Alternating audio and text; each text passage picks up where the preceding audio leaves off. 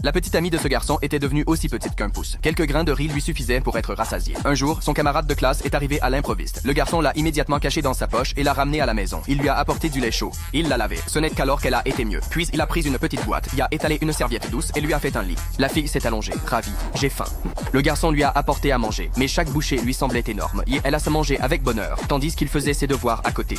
Peu à peu, elle s'est endormie juste à côté de lui. Le garçon l'observait, si petite, si mignonne, que son cœur s'est mis à battre la chamade. Le lendemain, en partant pour l'école, il lui a dit « Reste bien caché, ne te laisse voir par personne ». Mais à peine était-il parti que sa mère est entrée dans la chambre pour faire le ménage. Prise de peur, la jeune fille s'est cachée derrière la fenêtre. Maman a fini le ménage et a fermé la fenêtre. Maintenant, elle ne pouvait plus entrer. Elle tremblait de froid. Quand le garçon est revenu, elle avait disparu. Il s'est mis à la chercher comme un fou. C'est alors qu'un léger bruit est venu de la fenêtre. Il a couru vers elle et l'a fait entrer. Il a enfin compris. Il lui fallait un moyen de lui parler. Il lui a donné un petit téléphone portable. Il ne savait pas que cet objet lui sauverait la vie un jour. La fille n'avait pas de vêtements. Alors le garçon lui a fabriqué une robe lui-même. Mais elle était trop petite. Elle ne lui allait pas. Alors la fille s'est dit qu'elle devait rentrer chez elle pour chercher des vêtements de Barbie. Elle a sauté par la fenêtre, mais pour elle, les escaliers ressemblaient à une montagne. Essoufflée, elle monta les marches une à une jusqu'à sa chambre. Elle mit plusieurs robes dans son sac et repartit. Soudain, un voleur entre par la fenêtre. La fillette est trop jeune pour réagir. Elle envoie vite un message au garçon. À l'aide, mort. En voyant le message, il se précipite. Pendant ce temps, le voleur entre dans la chambre. La fille fait semblant d'être une poupée, mais le voleur a des soupçons.